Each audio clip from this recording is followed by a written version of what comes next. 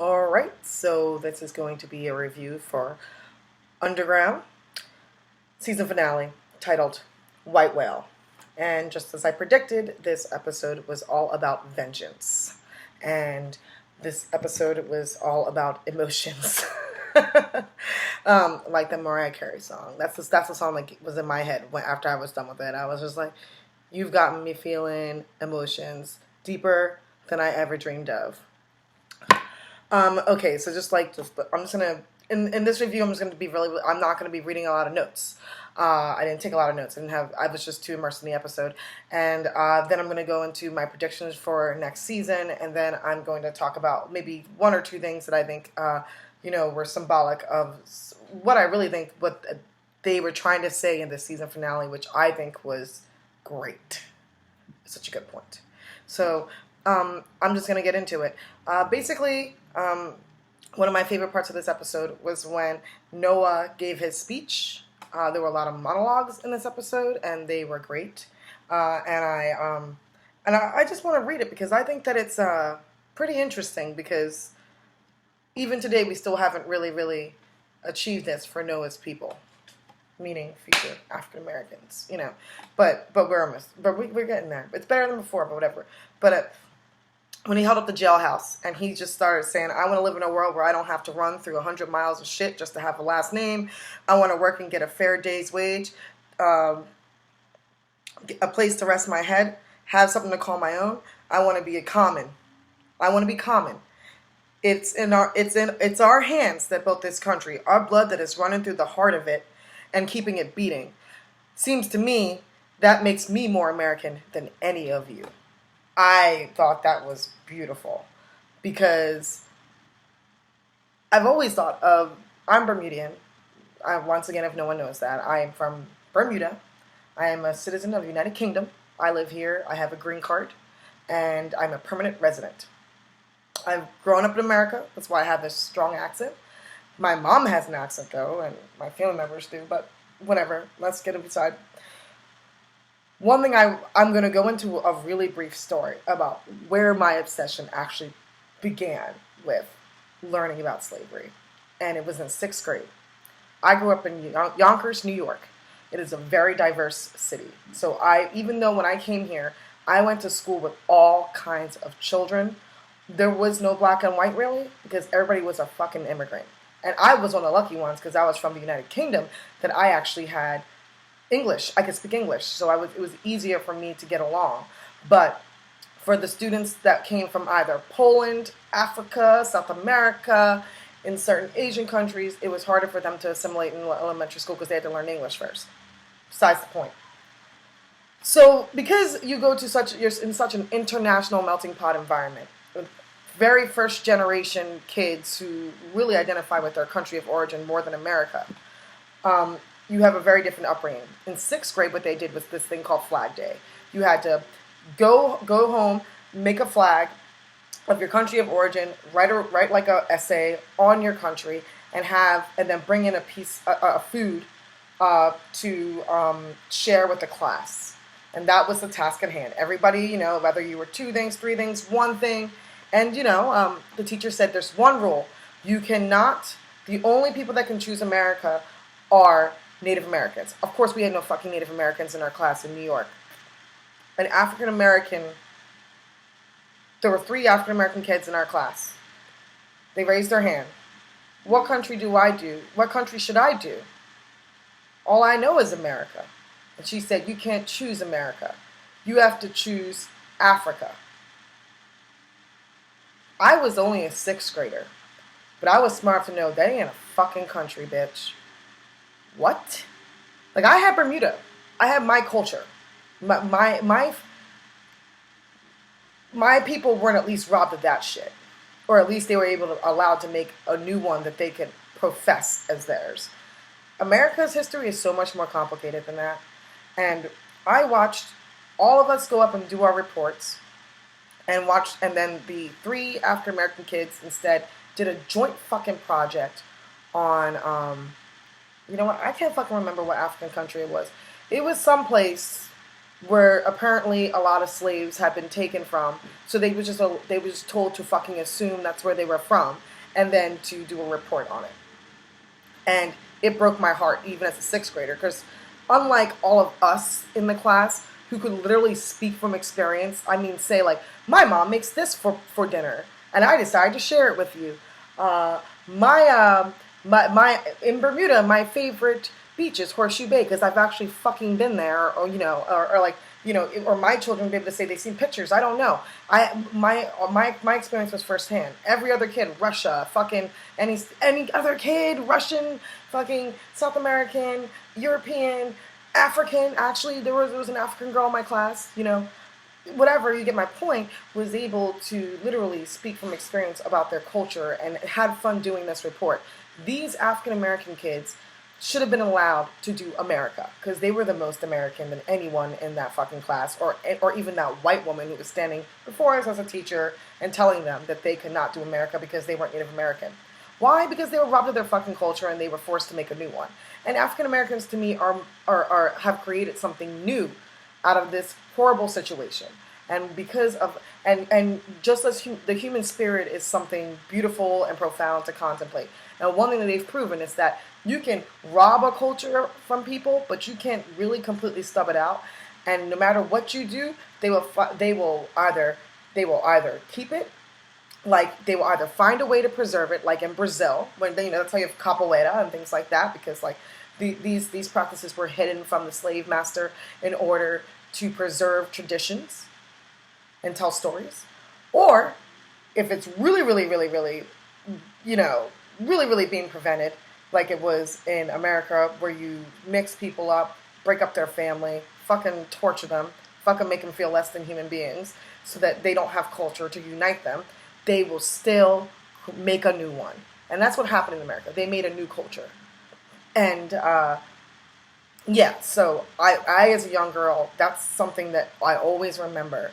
And I remember thinking, watching him give these three kids give an awkward ass report about some country in Africa that they had no idea about. They had to go to a library. They couldn't go home to their mom and just say, oh, we're going to do... They basically... Everybody gets my point. It wasn't fair. They should have been able to do, if their family's from the South, they should have brought in some fucking Southern food, some collard greens or some shit. They should have talked about their past as Americans, because that's all they know. That's all their family knows. And that should have been allowed, bottom line. So when I saw this, when Noah gave this speech, oh my God, I have something in my eyelash. It really, really brought me back to that time. And I really wish that the underground had been around then, because if I was their parents, I would have been like, you know what you're going to do for your report? You're going to read this. And it would have been Noah's speech. And let's see how your teacher feels. Let me know what she says after you read this speech. Anyway, so, but there were a couple of really good quotes, and it's the quotes that I'm going to go off of. Another part that I thought was really interesting, when like we talk about things become full circle, and let's talk about vengeance. So, the lawyer dude ends up actually killing the sheriff that, slept with his wife. And, he did say to him, it's my duty as a man of the law, and the Fugitive Slave Act is ironclad. And, basically found out that him and Rosalie framed him. But that was a brilliant twist. And I thought, ain't that a bitch? Because he's right. But that does make me think about something else, which I'm going to bring up later. I also love Rosalie's character. I loved seeing the development of how she has gone from this meek, quiet, insecure, no personality house slave to a strong black woman who is just, just like her character is strong. It's like she's becoming more and more like her mom every time you see her. And this episode, you definitely saw it when she was standing up to that gun and she said, I ain't running no more. You want to kill me? Kill me. When she was faced up with Slave Catcher Dude. That was a really powerful scene. And I thought it was great when she said to him, when he said, you stabbed my son. She was like, you know what? I'm really sorry about that because I didn't mean to. But you know what? I didn't put your son in that situation. You did, and also when she shot him, and her and Elizabeth, and the fact when she's wearing those slacks or the pants, because I always thought that was symbolism. The reason why they had her in those was because they could have given her a dress. They didn't, because they wanted to give her a very strong presence. And seeing her in that outfit, you kind of were like, damn, girl, like, she's about to fuck shit up. Like, she's digging, you know, Noah wasn't helping dig that ditch with the lawyer dude, you know what I mean? She's doing, like, hard labor. She's carrying a gun. She's just, I don't know, she's just, like, fierce as shit right now. And her character has turned out to be pretty, I like her character, let's just say that. I like the way that they have, I just like watching her progression. And I want to see what she's like next season. Because apparently I think she's going to become part of one of the slaves that helps with the Underground Railroad. That's going to be something that she's wants to do with her life. But yeah, even the scene where her and Elizabeth are both like with the slave catcher dude, you know what I mean? That was a great scene. I got my life from that scene. I was like, yeah, you get it, women, you get that. Because Elizabeth too is toughened up as well, and I like that about her character as well. Oh yeah, Ernestine hangs Tom. But I saw that coming. I already knew that was going to happen. Already knew that vengeance was, I already knew you don't mess with Ernestine. You know, I already knew that Tom was weak and that he was going to easily believe that she forgave him.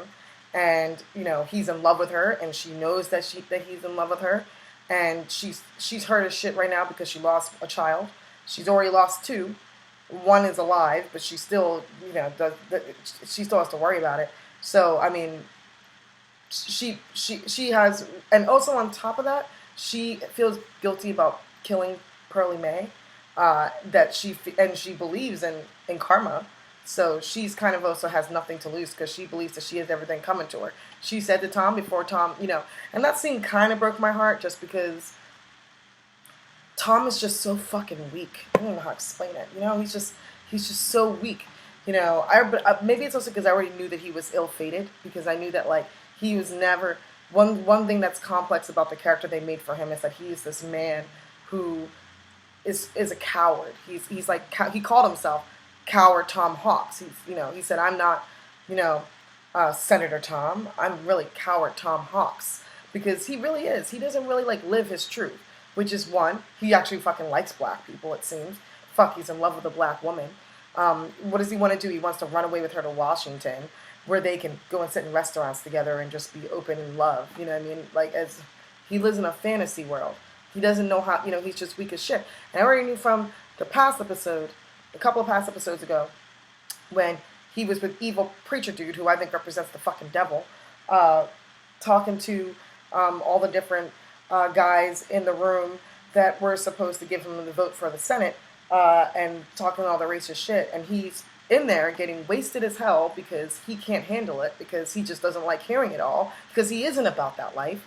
And right as he is ending all these, walking off, the evil preacher dude walks up in what? All black, and says,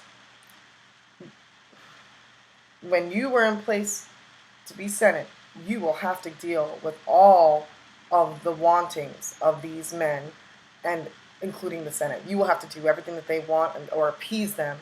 But the question is, how badly do you want it?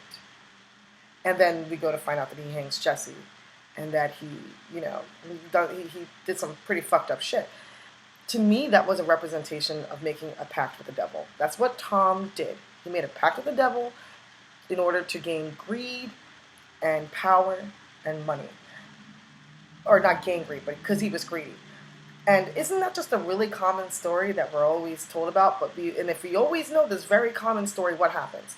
You don't make a pact with the devil without a consequence. And so I already knew that was foreshadowing that some fucked up shit was going to happen. And let me tell you, it makes sense, because that one preacher's butler is the one that helps Ernestine hang his ass. Or is it? Because it seemed like he always was following the preacher around. So I assumed he was the preacher's butler. But just interesting, because Ernestine and him have a pact, which is interesting. Well, it's interesting. But anyway, but she says to him, bro, look, we both done some fucked up heinous shit. We're both going to hell. You're just going to go a little sooner. And when he was sitting there and crying and getting upset, like, please don't do this, please don't do that, because his heart was breaking because she, she was the one that was killing him. But I think that she knew that. And I think that, like, even though I kind of felt a little tinge of bad for him, I thought, well, what was Jesse thinking when you were lynching his ass? So, you know what, at the same time, it's like, yeah, eye for an eye, bitch. Like, you know. But because Tom is weak, maybe that's why I felt slightly bad about it. Because he's just weak. And I knew he didn't see it coming because he's so dumb. And he just, yeah, I don't know, it's just complex emotions. But I think that's what the power of the writing of the show is, that they can do that. You don't hate one person or the other. Or you have episodes where you do, but you always don't know how to feel about anybody. But also, isn't that the nature of the society they were living in? You just didn't know how to feel about fucking anybody because everybody's fucking crazy. Because the world they're living is crazy and shouldn't be the way it is. So that was a really, really interesting twist. But the real interesting twist is when Ernestine and Mistress Susanna are coming back and from the funeral, dressed in black, and she goes on a whole spiel to her about how she was always jealous of her because basically she took from her the one thing that was promised to her, because, you know, she couldn't have a man because she had to share her husband with Ernestine. She never really ran the plantation. Ernestine and Tom did, pretty much. She's just as oppressed. She's not as oppressed as the black slaves, but she's still oppressed in that time. Women, whether they were white or not, were fucking oppressed in terms of their positions to, you know, being evened out with men. And she's just a daughter was, you know, in her day, just like a dowry, you know, and that's pretty much the reason why Tom married her, so he can have, because of the money that she was worth. She's been neglected from her dad all her life, never left the plantation hardly, probably only taught to fucking sing and paint and fucking play the piano and be pretty much like a waste of time and breath. She just lounges around all the time. She's not useful. She's not useful for anything in this world but making babies. And that was the one thing that she thought that she could have. But even Ernestine, I guess, took that from her. So she was mad at the bitch. And she really couldn't do anything about it in the past besides maybe get back at her by, putting James in the field, or, you know, putting Rosalie in situations where she actually ended up getting scars on her arms from getting whooped. Things like that. But now she's going to get her real vengeance because she controls things now because Tom is dead. And by doing that, well, how is she going to get it? She's going to sell Ernestine on the block. And it's not because, and it's not for, that's not just her vengeance. Her vengeance is going to go even further. She's going to take James out the field and she's going to raise him better than Ernestine could. And he's going to look at her, Susanna, that white woman, like his mom. And that was just pure fucking vengeance. Like, wow. What a twist. Interesting. So, there goes that. Yeah, we found out that Kato was alive, and he got that money. But I knew that. I knew that Kato was going to survive, and I knew that Kato was going to hide that money. Because in the last episode, we saw him open up the carriage and have a little bit of a thought. So I wonder what Kato's going to do with that money. Also, peep that when Susanna opens that door to the carriage, and you see, it says, valuable slaves. Remember that we saw that in last week's episode with Lawyer Dude when he went down to go rescue his friend that was helping him with the Underground Railroad, that he went to the valuable slave auction. So I think next season, Ernestine and the guy Clyde, Ernestine and Clyde basically are gonna get to know each other, and I think they're gonna plan an escape together or some shit. But I have a feeling that they're hinting at that as well. Okay, so vengeance again. We have the lawyer finally actually kills the sheriff that slept with his wife and has framed him, so he got what he wanted. Vengeance again, slave catcher dude. But he is literally chasing the white whale. So if you read Moby Dick, I don't really think he gets the white whale. So he is so obsessed with the hunt that he now wants to kill Rosalie. And he kills his friends over it, or the ones that were helping him catch Rosalie. He ends up killing a bunch of white people, which makes him now a criminal, and he is chasing after Rosalie, but Rosalie has her, as we talked about before, bold ass moment where she, basically ends up shooting him. Noah has been captured again. He has basically given up his freedom to help Rosalie and Boo get to freedom. But as we know, Noah is just has Noah represents that spirit that got that he just got that spirit. He's a survivor, and he is always thinking about freedom, and that's what he wants. So we see that he finds the song again. I don't know if that's because he was in the same place. He ended up in the same place that he was before, and then he remembered that it was on the wall. So I think next season he's gonna get away again. I think on his way back he's gonna find a way to get back, and he's way more seasoned now, so he's a lot more dangerous in terms of like he's dangerous and he's smarter, and he was already smart before, so he's even smarter now. So he's gonna figure out a way to get away. He's gonna be a main character next season again. So I mean, there was so much that went on in this episode. I do think that we're gonna learn more about Butler Dude, because I've always wanted to know what his deal was. Ever since he did that weird little potion thing behind Ernestine in the monologue in the past episode, he was doing some kind of ritual, and he's always just been silent. I just want to know what the deal is with those two. Trying to think if there was anything else that I wanted to touch on. Oh, okay. So 2 more things. Then we have the speech that Rosalie gives in the end, and she talks about he says, I want you to talk about the Macon 7, and and that was so touching when she went through each of the people that they started out with, and just the way that she explained, that was really touching. That was one thing that got me emotional. All the people that died to even just get Boo through to freedom. All the sacrifices that were made for them to make it to freedom. The things that, I don't know, all the characters that were all the Macon 7 that fell off along the way. She did make a very, very interesting statement though. She did say, I do have to talk about the past because I do need to. It's painful, but if I don't bring it up, if I don't talk about it, then it's like it was all done for nothing, and I need to remember this in order to be grateful for what I have right now. And I think that this was touching on really seriously representation of America and the citizens within it. There's just really, really, to me, what I think is the biggest problem with the race issue and it's literally in this country. The reason why people are so divided is literally because of the educational system. And I think it really racism and things like that, it's always going to be around everywhere no matter what, but you can really bring it to a minute point. And I think where it's failed in America is with the education system. Because white children and black children and whatever other races in between are not given an extensive history of slavery, or in general, just given an extensive history. Everything's candy coated or lightly brushed over. And this is because America itself still has not come to terms with what they have done. And they don't want to tell their children the truth. But by not telling the children the truth, by not really talking about the painful past that America has, kids don't grow up to really think about these subjects and how it affects the way the present is.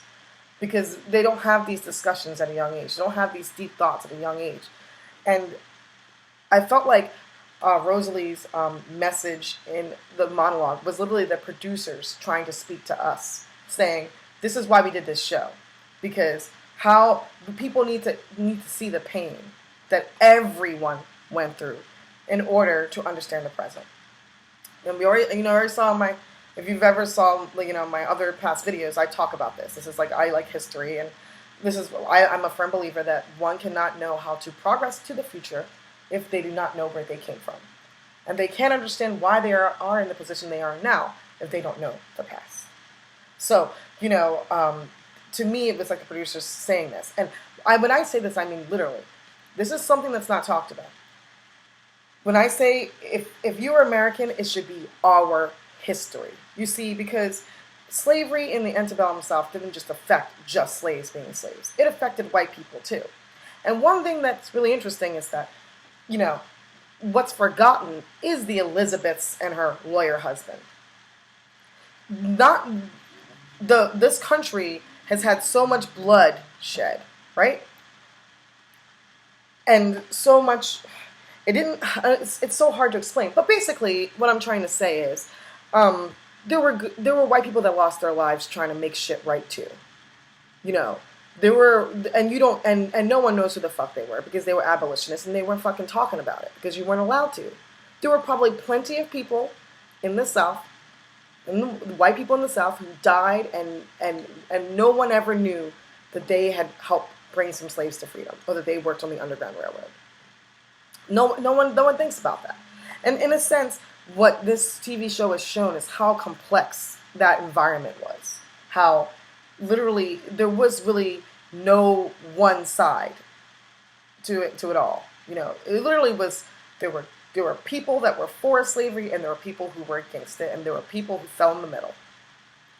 And therefore, that history and that pain from all of that, it belongs in the future to everybody's ancestors.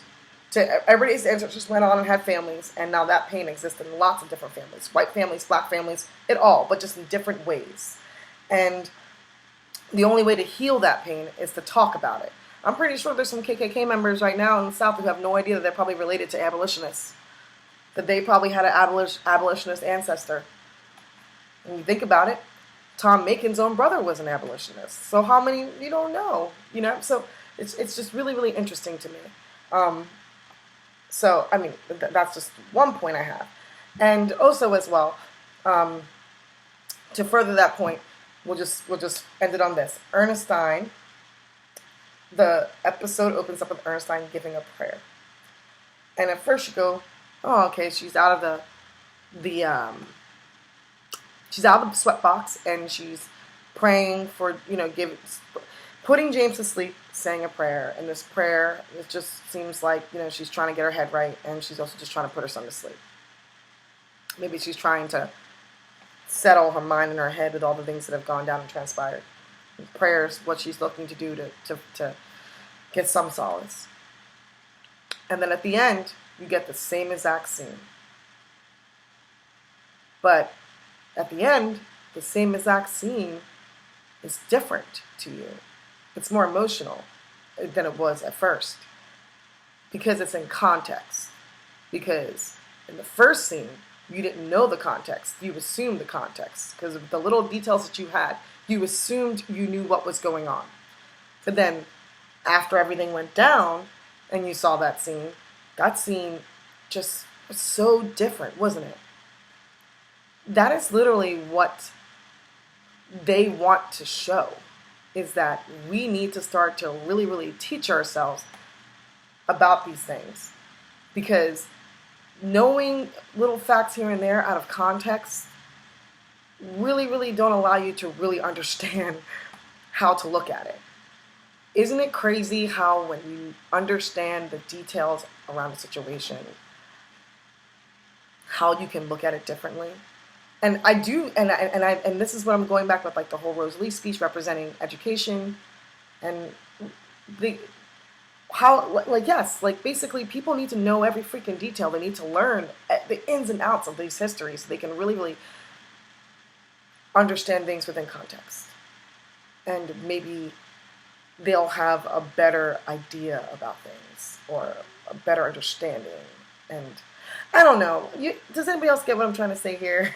Maybe in the comments you can help me clarify what I'm trying to say. I'm having a hard time pulling the words out. I also just watched the episode, and so therefore, like, my thoughts are all everywhere.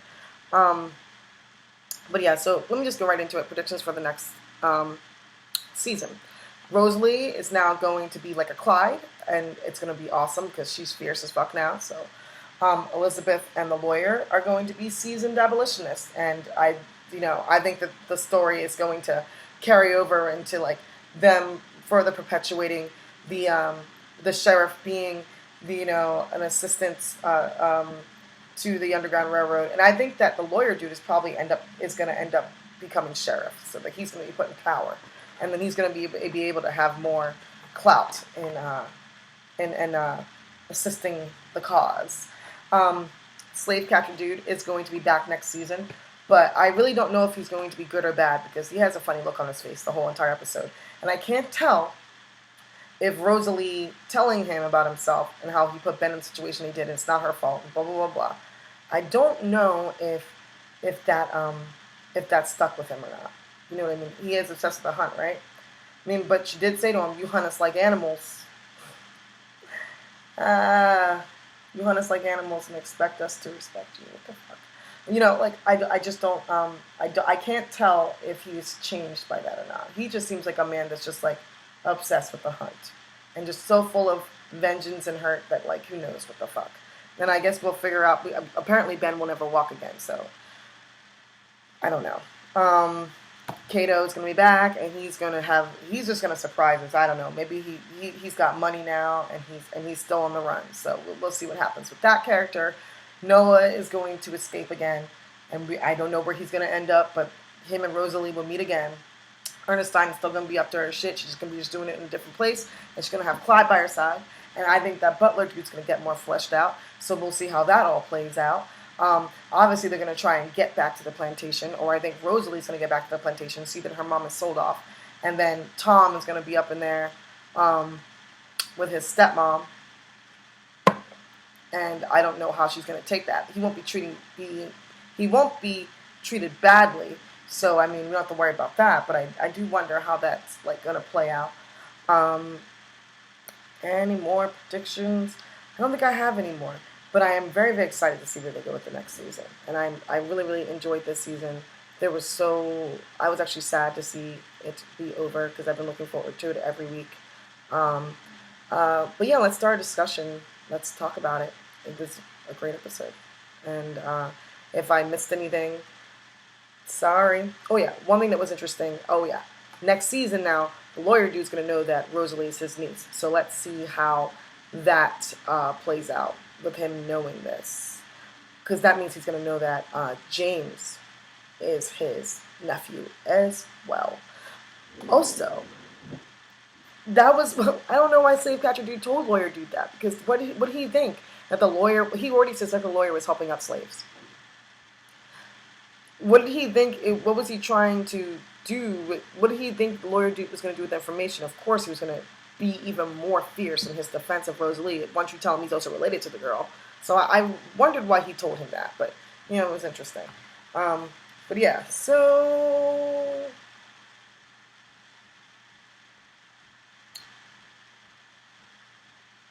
that's it. Bye.